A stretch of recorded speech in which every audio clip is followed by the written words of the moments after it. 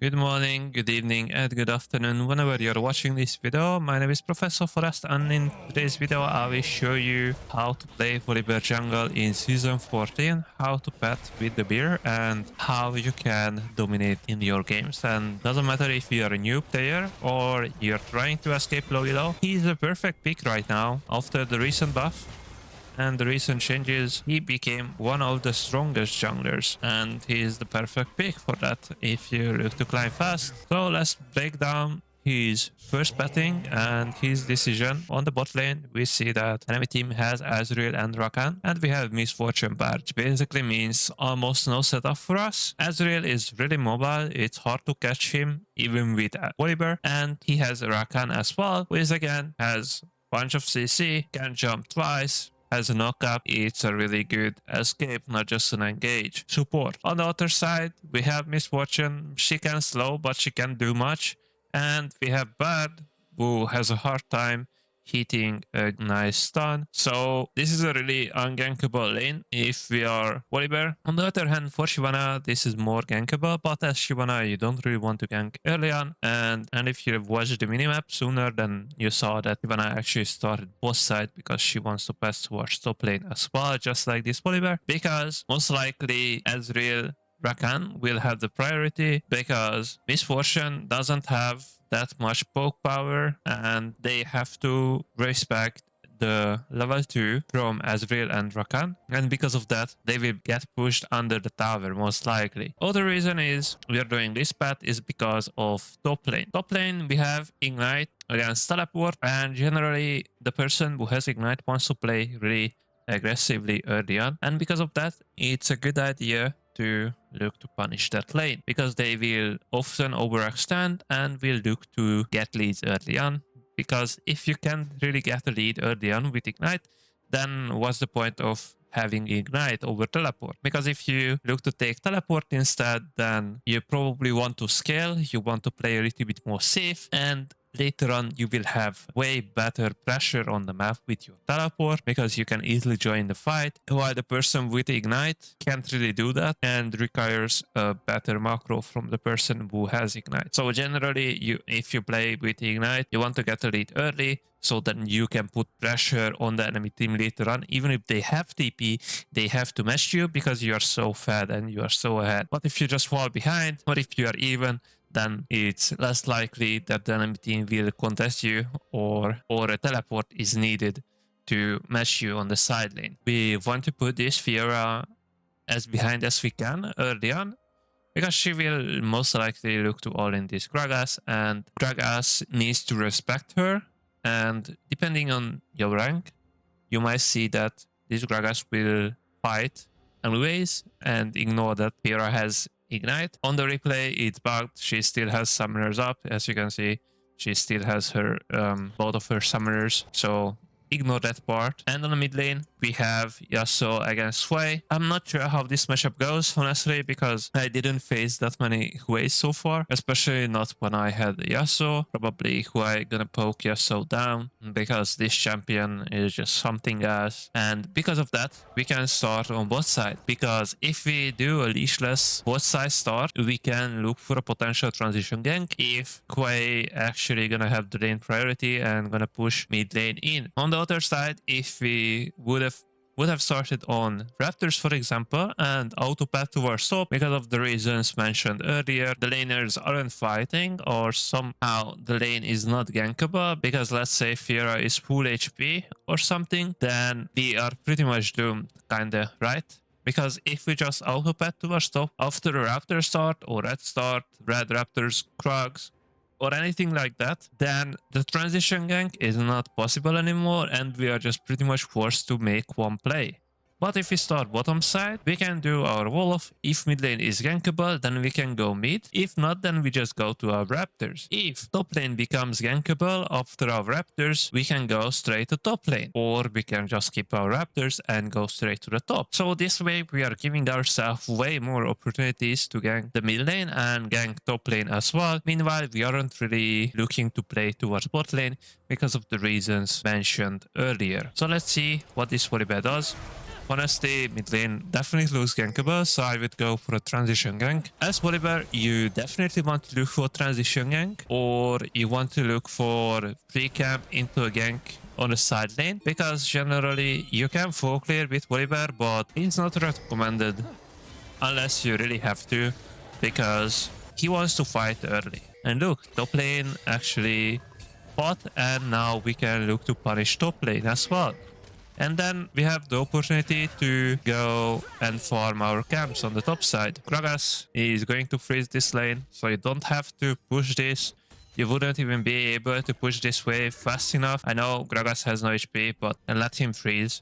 You don't have to help him in this case. So in the meantime, we saw Shyvana invade our Raptors, which was a good move from her, and I made a short about this yesterday, how she should have punished VOLIBEAR sooner, and luckily, because of a ward, Voli could react. So next, first reset, our bottom side camps are respawning, but as a jungler, after your first reset, since you just spent your gold, and at this state, you are stronger than the enemy team if they haven't reset yet.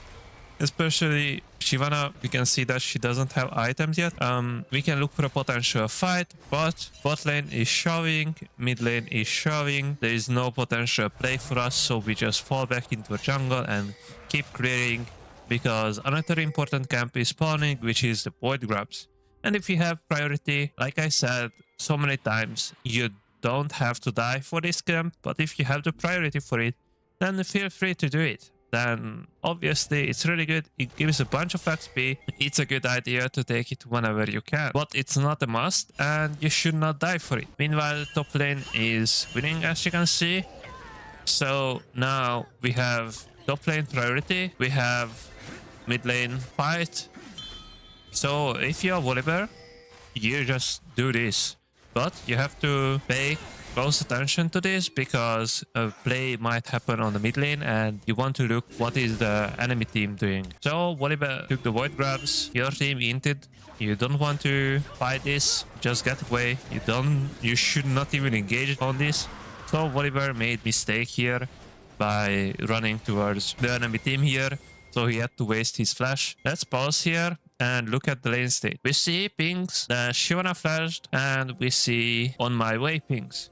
But we have no vision. This is what the red side team sees. Ezreal is full HP, has a bunch of mana, Misfortune full HP, but Misfortune definitely doesn't want to check this push by all herself alone and see what's going on this Drake.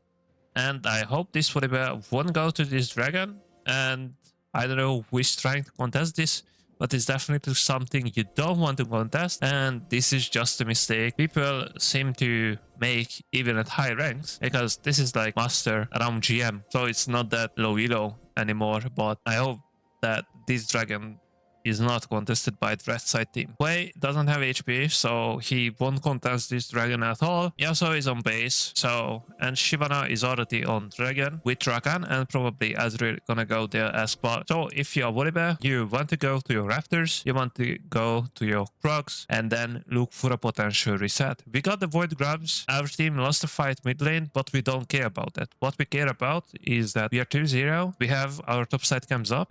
We saw Shyvana coming from her top side to mid lane to prevent the dive, so we can assume that Shyvana doesn't have top side camps, and because of that an invade is not an option, but we should clear our top side and just give up this dragon. I know it's a Shyvana, it sucks to give a dragon to her, but it's still better than dying for this Drake. So let's see what red team does here. But this is a really bad Drake, and they should not contest this at all. And this is what they do.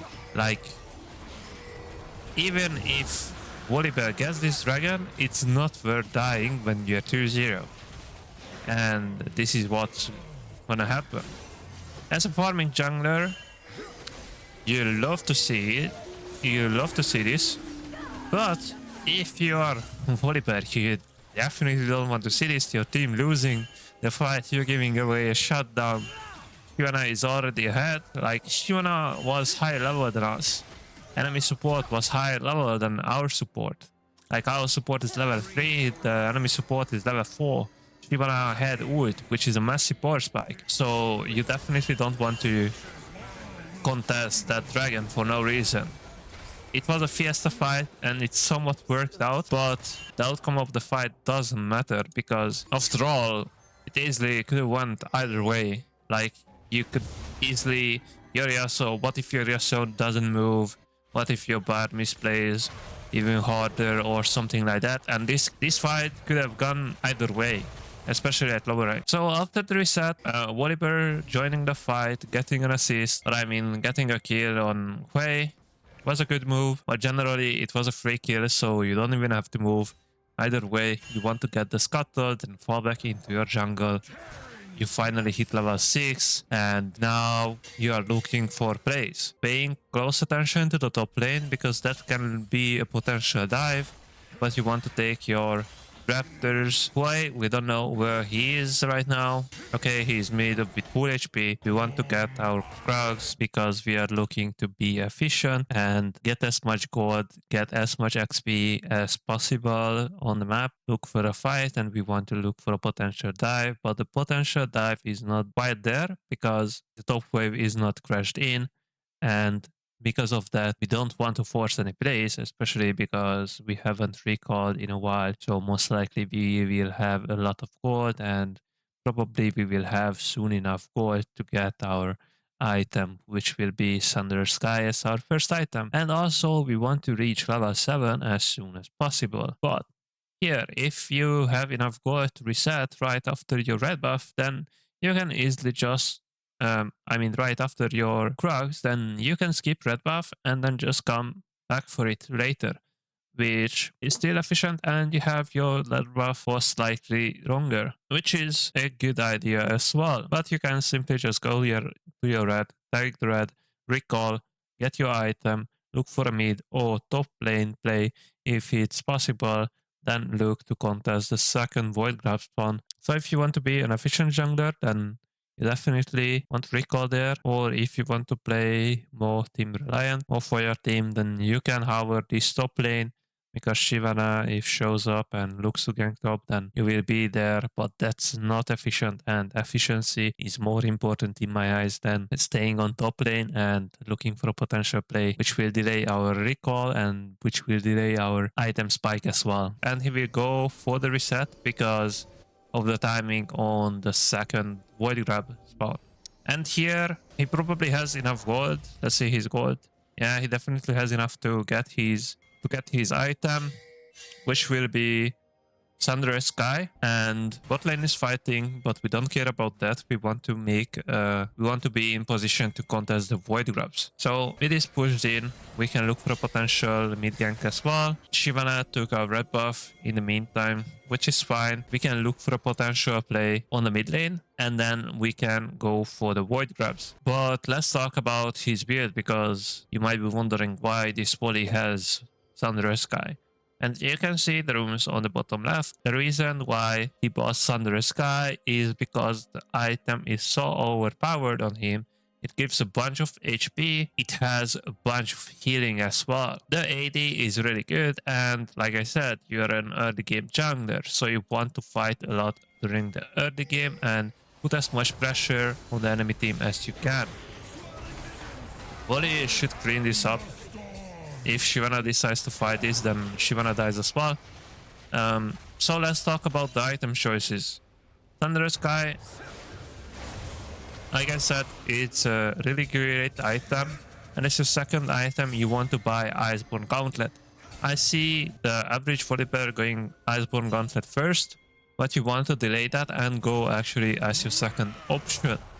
First item should be Thunder Sky. This way your early game will be way stronger, and then you can become way tankier afterwards if you buy Iceborne Gauntlet later. On the top lane, top is fighting, so we can look for a dive after the Void Grabs, if it's possible. Yeah, that definitely looks diveable. Meanwhile, on the mid lane there is a fight as well, but Arvis watching gonna clean that up. So anyways, about the items, you want to buy Iceborne Gauntlet as your second item and carry Krukern as your third item instead of Spirit Visage. Well, honestly, both is really good. Carry Krukern if the enemy team is heavy AP and you need even more magic resist. If not, then you can go Spirit Visage. which has a great synergy overall with your build. And if you need even more armor or more movement speed, then Deadman's Plate is an amazing choice still. But I made a short about the best rune and best build recently for VOLIBEAR, so definitely check it out. But anyways, we dove top lane, and now we are playing for this dragon, which just spawned. We want to clear our wolves first because of efficiency, and get our Grump as well, and pay attention to bot lane because they probably gonna look to dive our bot lane. Yeah, if they overextend, we are in position to fight and kill them easily. It's fortune, we'll clean the top. Now we can look to kill Rakan as well if he comes. Here though, Yasuo just died, but is not in position to fight. Yes, we are stronger than the enemy jungler, but we see 4 people. So if you are VOLIBEAR here, let's see if you outplays them. But I would not recommend for you to actually do this play, because if you die here, you are giving away your shutdown and it's a risky play.